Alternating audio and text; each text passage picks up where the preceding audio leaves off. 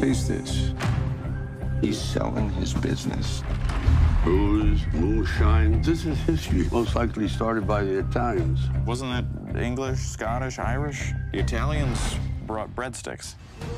Mr. Stallone, it's an honor to be talking to you again.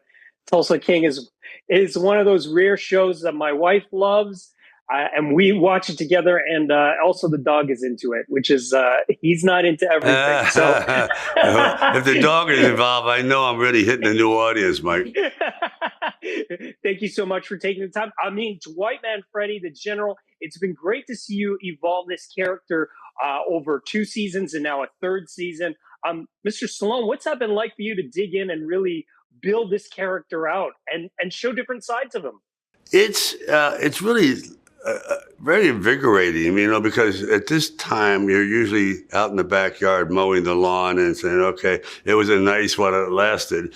But now the biggest challenge is this show. It's even more challenging than doing a feature, I think, because when you add up all the time it takes to do a season, it's called 5 different blocks. Each block is the length of, say, a Rocky movie. So you have done 5 Rocky movies in 1 season of Tulsa King, the same amount of time. I find that to be amazing. So it's very, very taxing, and you got to know your stuff. You got to really be prepared, like the old Boy Scout thing, be prepared. That's the key thing. And I try to tell every actor that comes on here, you better be ready, because you don't want to regret this day. You do not want to regret this day by being unprepared. We want to take out the competition.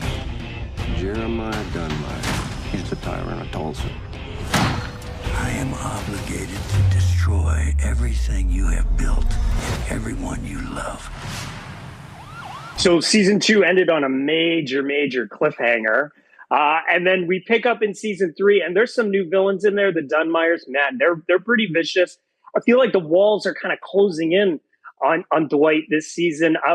What can you tease us? What's in store for Dwight and his crew? Well, you're right. It's like a hammer and anvil or a vice just coming in. Just when you think he has it together, the FBI steps in and goes, "No, we own you, and you're going to do things for us that we don't even want to do. It's too nasty." That kind of. Then you have gangsters coming from New York, and we've never seen this guy, but he's the boss of bosses. Little Italian guy talks like this, and I go, "Oh, here we go." And then you have this Robert Patrick, he almost seems like a villain from the 1880s, like an old Western kind of guy. What is it? The fire and brimstone type of preacher, but scary. Really scary. Because if I get scared just looking at him on the set, I go, whoa, what is this going to be like on film? Yeah, as a kid, he scared me as Terminator. And then when we were watching the premiere episode, my wife was like, "Is that the guy from Terminator?" I said, "Yeah, isn't he so good in this?" What about Sam Jackson? He's going to be in there too. I know. How lucky can I get, right? And Sam comes in just at the time when you think, oh, the show's peaked.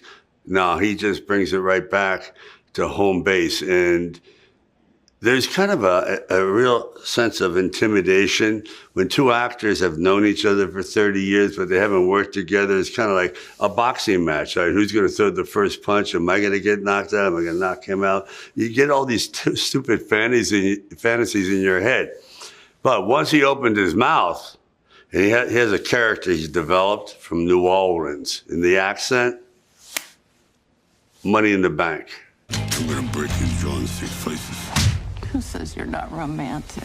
Mr. Stallone, how much of yourself is in Dwight? I mean, Dwight's a guy, he gets sent off. In that first premiere episode, he's sent off to Tulsa, basically exiled. And then he builds this empire out of nothing. How much of yourself is in this character? I mean, obviously, you're not murdering people, but he's a charmer and you're a charmer.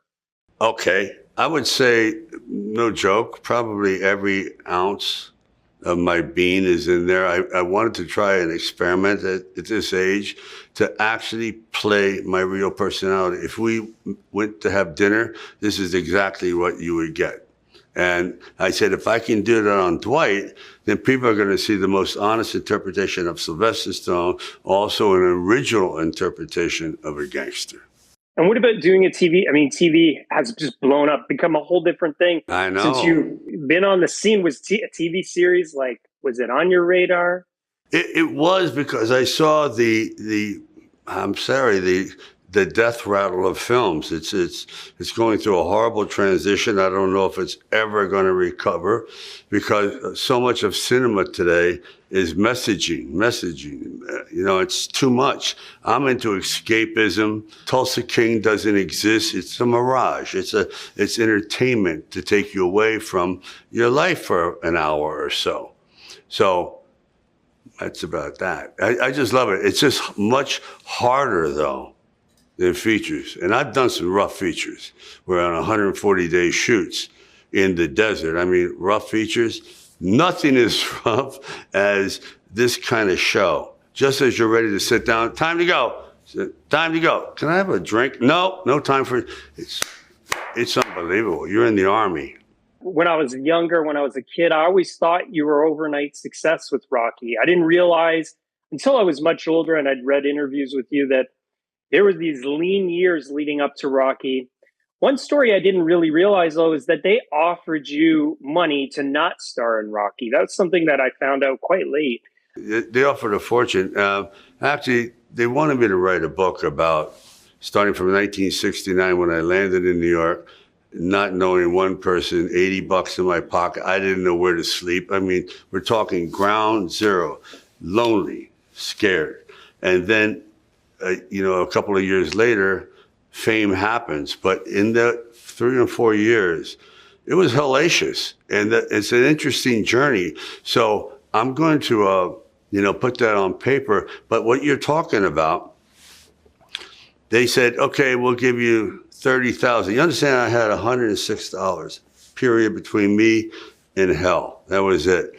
And then for some reason, it's like two people at an auction. They keep bidding against each other. Then it goes up to $80,000. Now, $80,000 is like $400,000 today. Then it went to $200,000, which is like $1 million. Then it went to $360,000, and I couldn't let it go. I knew it was like giving my child away. I would never get an opportunity to play a character like that. I knew it because I tried to accentuate all my strengths, get rid of all my flaws. So I was built to play this character.